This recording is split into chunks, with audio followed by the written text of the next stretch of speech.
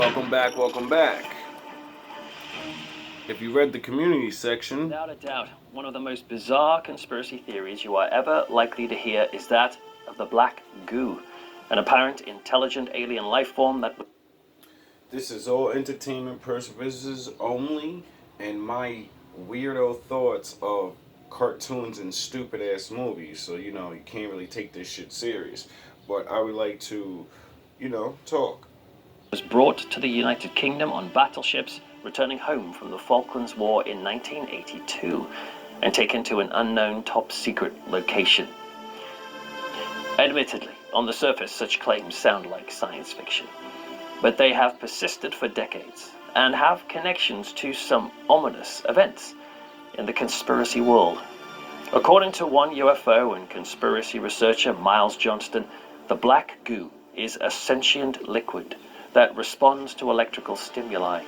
What's more, it has been here for millions of years, apparently left by an alien race who once inhabited the planet as some form of dormant substance, which, if activated, could quite possibly attack Earth from within, either from afar or by direct interaction. It has been suggested by Johnston and other researchers who have investigated the black goo conspiracy that the real reason for the Falklands War was to gain and maintain access to this extraterrestrial liquid, which appears to have been predominantly found in Antarctica, a location close to the Falkland Islands, as well as on nearby Thule Island.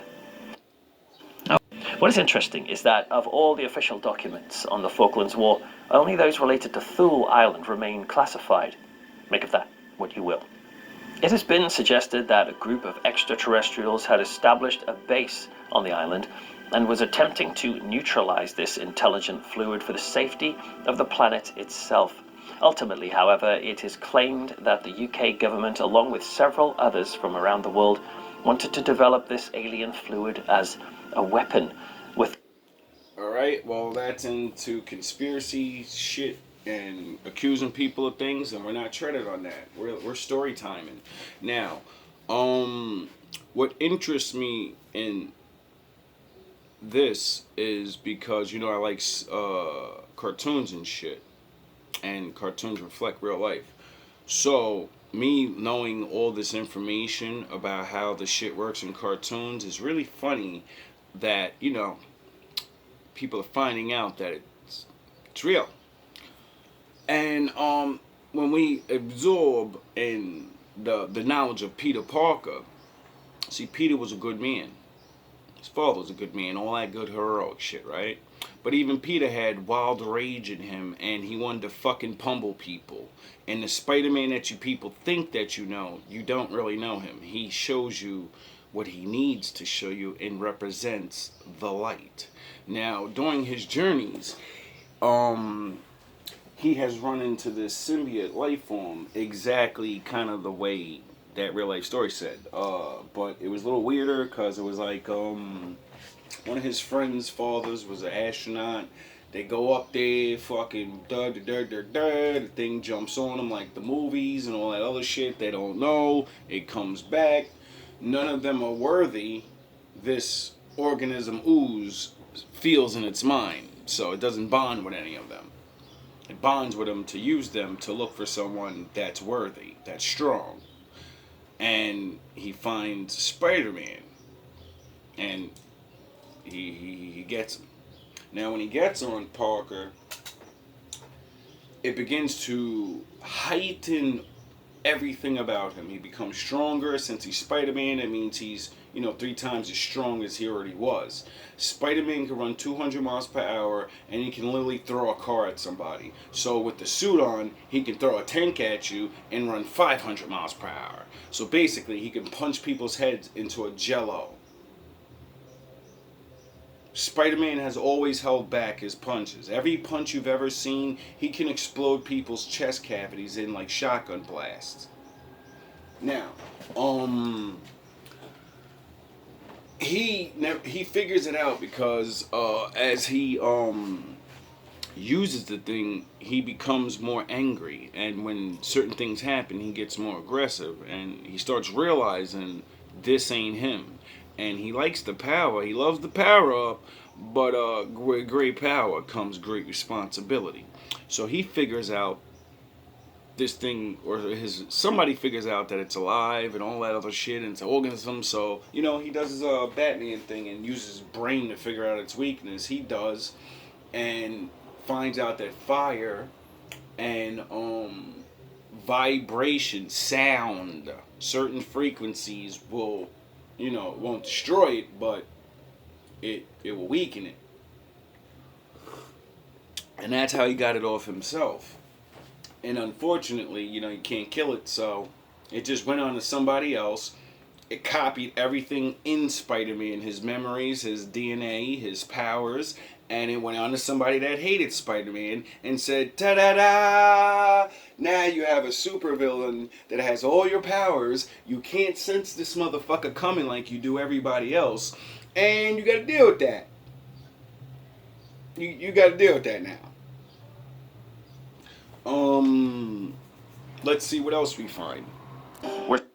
Ever wonder what would have happened if Spidey kept wearing the Venom symbiote? In this universe, Spidey uses the symbiote's rage to brutally beat down the Hobgoblin and decides to keep the costume even when Reed Richards tells him it's an alien. The Hobgoblin then attacks Peter at Aunt May's house to get revenge. May's house is lit on fire during the battle, but the symbiote stops Peter from entering because it's sensitive to fire, and May dies. Spidey then murders the Hobgoblin. The symbiote is in control now. J. Jonah Jameson, seeing Spider-Man act as the menace he always thought he was, lures Spidey to a remote location where he lies in wait inside of a Spider Slayer outfit with other villains to defeat Spidey. But Spider-Man gets the jump on them and kills Mysterio, Electro, and Rhino before Jameson holds him up to a fire and the symbiote leaves him. Realizing it's Peter Parker, Jonah drives him back to the city, but the symbiote follows them and takes control of Reed Richards and the Thing. Spidey and the Human Torch defeat the symbiote by using an image inducer to trick it into bonding with the Torch, who then flames on, but Reed is killed in the process. Sue Storm then offers a remorseful Peter a spot on the team as one of the Fantastic Four.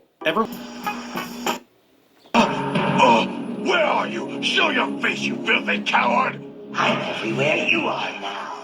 Inside you. You're where? You would probably call me a parasite, but it's far more complicated than that. Where are you? Show your face, you filthy coward! I'm everywhere you are now. Inside you. You're where? You would probably call me a parasite, but it's far more complicated than that. You see, I also control you. You're my puppet. You became a tuffle without ever knowing a thing. You think you can control me, you disgusting little... Oh, I do control you. Go ahead, try to move your body. This is destiny. This is the revenge the Tuffles have sought from the Saiyans for so long.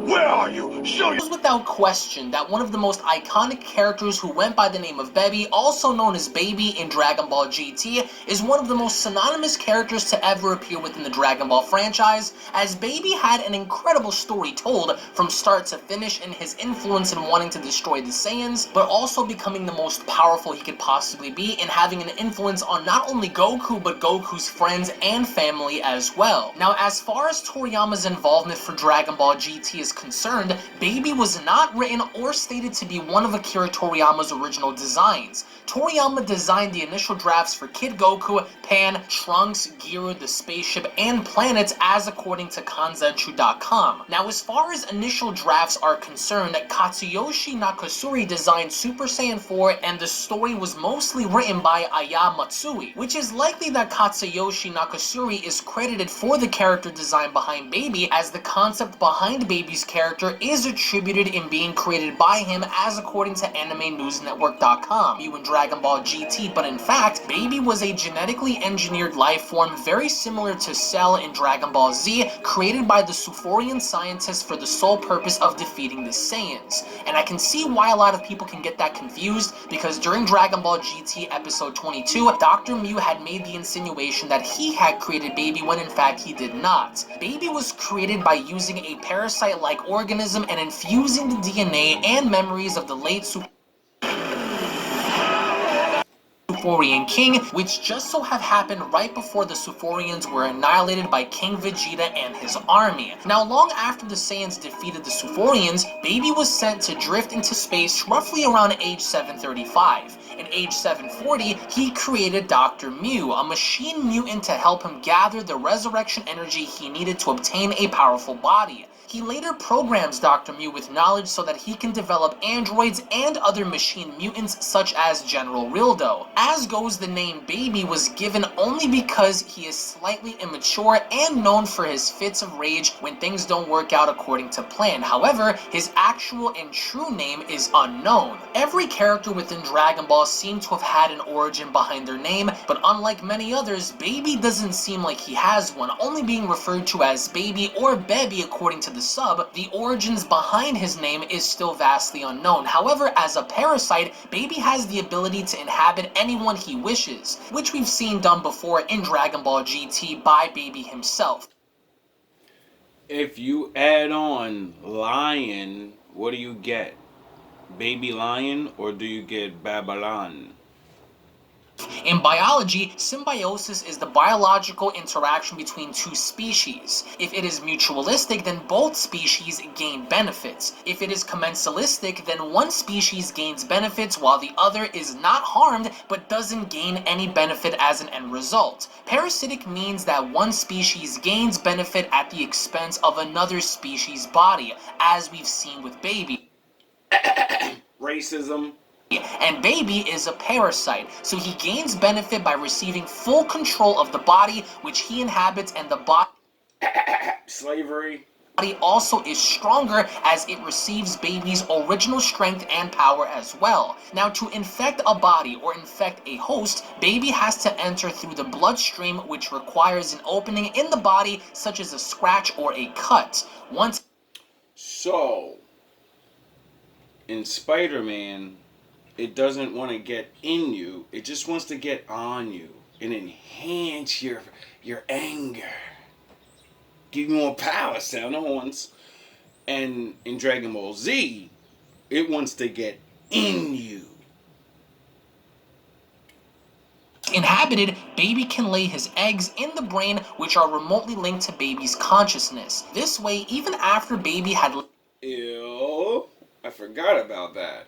left the host's body, the eggs that Baby had implanted within the body still served the purpose of being controlled by Baby even long after he had left the host's body.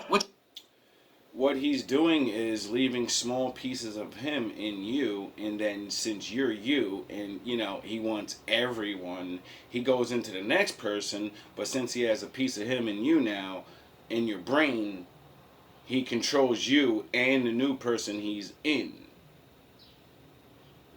Like Agent Smith. He was able to control Vegeta while still maintaining control over Trunks, Goten, Gohan, and everybody else that he had infected. Now, Baby's in the original, where you're not listening to Japanese, he infects the whole entire world. story in Dragon Ball GT isn't all that convoluted, as Goku, Pan, and Trunks first meet Baby on planet M2, and he is inside a tank of liquid, completing his regeneration. Once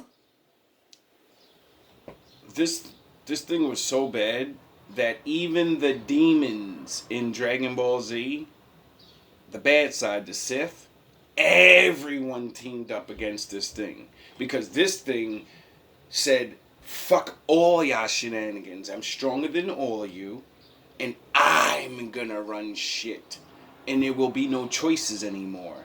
I'm going to infect all of you, and I will be in control of everything. And there will be peace. There will finally be peace. Through pure force and mind control.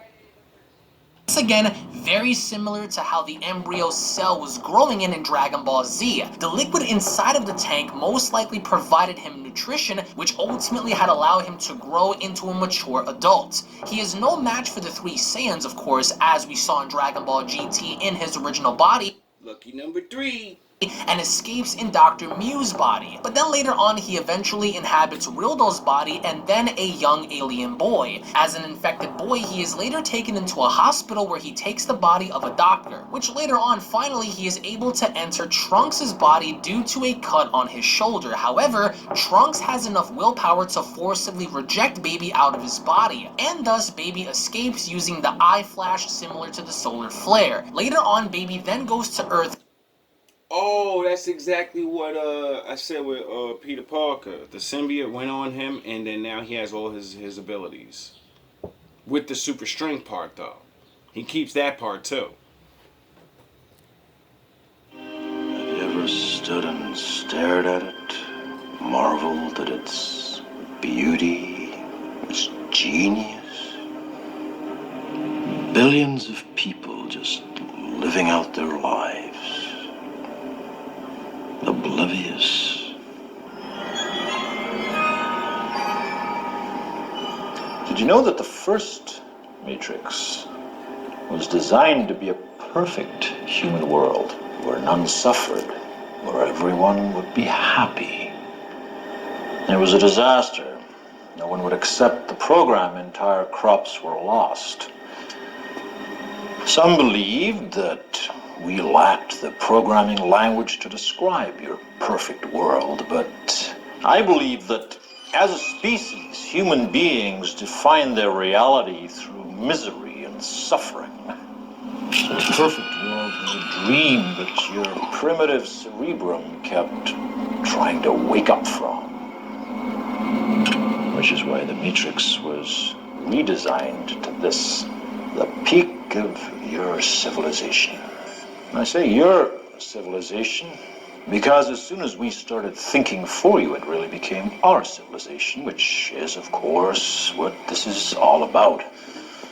Evolution, Morpheus. Evolution. Like the dinosaur. Look out that window. You had your time. The future is our world. Morpheus, the future is our time.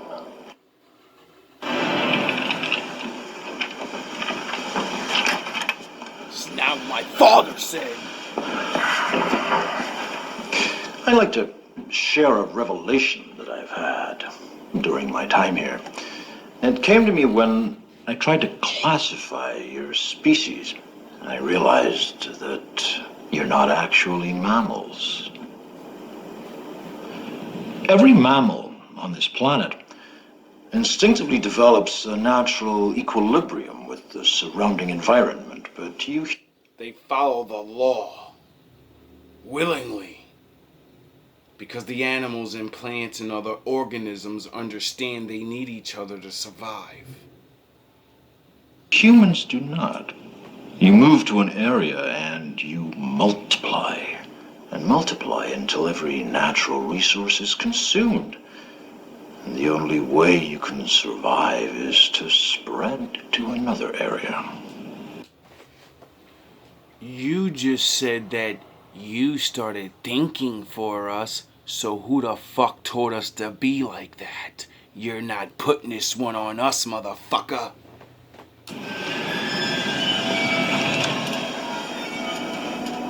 There is another organism on this planet that follows the same pattern. Do you know what it is? A virus. Human beings are a disease, a cancer of this planet. You are a plague, and we are the cure. Can you hear me, Morpheus? Yes. We're not a plague. My father built this place for us. We're one with this place. We just don't follow the natural law anymore. So, it looks like we're the parasite. Long before your interference. We were doing just fine. I'm going to be honest. Okay, no problem. With you. I like honesty. I hate this place. This. Oh, really? You hate it so much that you're trying to be here. Make sense of that. Zoo, this prison, this reality, whatever you want to call it, I can't stand it any longer. You're not making sense there, buddy. One minute you're talking about this place is yours and you rightfully should run shit, and then the next minute you're saying fuck this place. Oh, because even if you take over, you know my daddy still runs shit, don't you? It's the smell. It's the smell. If there is such a thing. Not for you. I feel saturated by it. I can taste your stink. And every time I do, I fear that I've somehow been infected by it. It's repulsive. Isn't it? Well, that's why my father said separate, and that's why he made that big ass barrier that kept your ass out of here. Why are you here? I must get out of here. I must get free. And in this mind is the key, my key. Once Zion is destroyed, there is no need for me to be here. Do you understand? Why you gotta destroy my shit?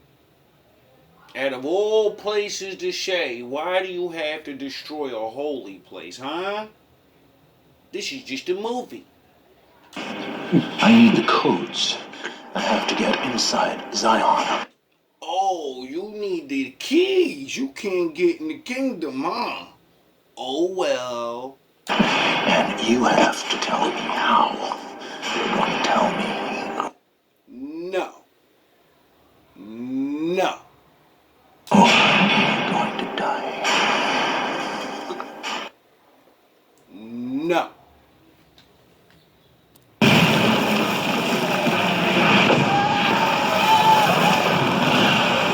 Welcome to a journey into the intriguing and enigmatic world of the Xenomorph universe, where an unusual substance known as the black goo has mystified fans and probably even riddled filmmakers like Ridley Scott.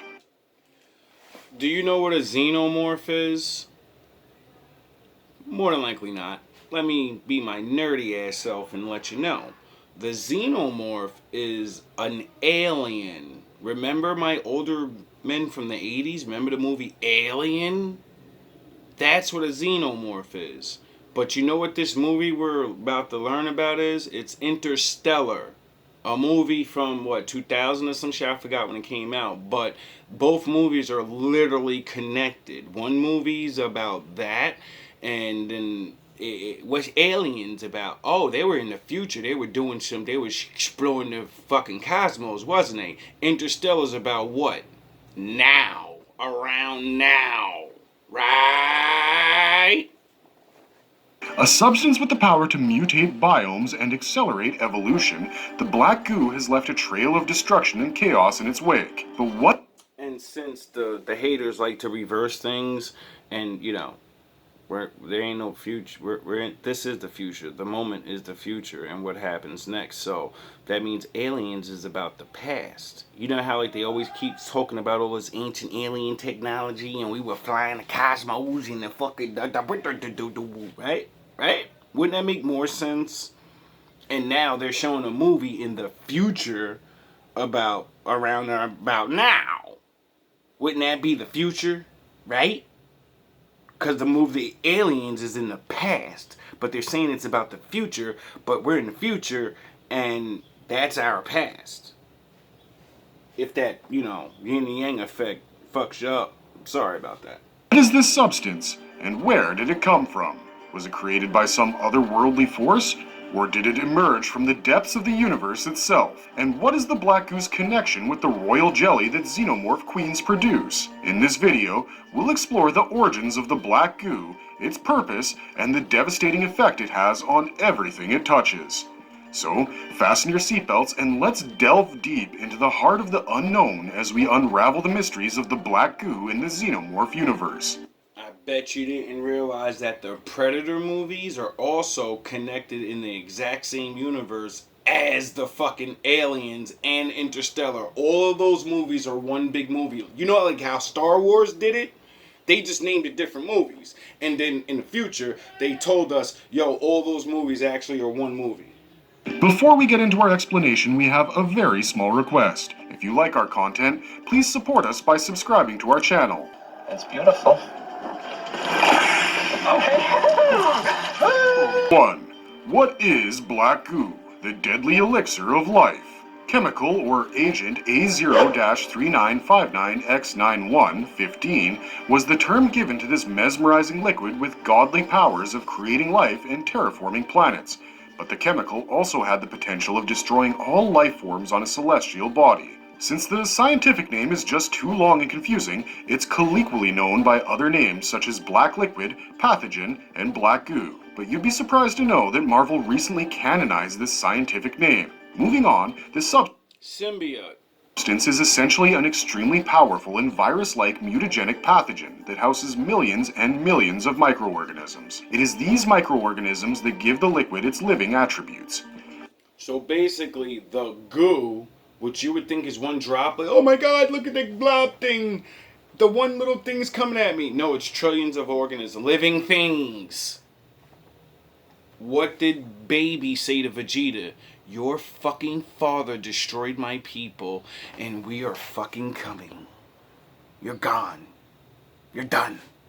You've been worrying about Frieza and all these other motherfuckers that did you dirty, motherfucker. Your father did me dirty, nigga, and you're gonna pay.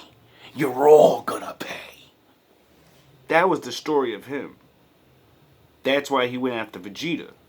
And then he found out that Vegeta's nothing. That Goku's really that nigga. So he was fucked because, you know, he only knew the Saiyans for what they used to be when they're violence and they were enslaved to be super fucking crazy ass warriors. And that's why they, you know, did that to his people. Now, if they were under their original freedom, they'd be more Goku-like and they would be protectors. And that wouldn't happen. They would have protected those things, you know, and spared some of them, like Goku always does. And since that didn't happen, the sins of the father fall upon the son. And then the one, you know, Goku's really, you know, God, right? You know, the body, you know, all that stuff. And then Baby didn't understand that. And then the Most High did what he did, took him out. And with an easy. Because, you know, the Most High is the creator of all things, and if he created things and he can watch everything, even in the secret places, then he knows the weakness to everything. So, you know, that's why it says don't go against him, because, you know, he can see your plans. And if he can see your plans, then he knows what you're doing. And if he knows what you're doing, then he's playing chess with himself. So we're going to continue this because I only have 30 seconds left. I hope we had our imaginations and our thought processes twinkling in the stars now of, holy shit, all of these different things have the same storyline. All love, all praise to the Most High. Shout out, 7.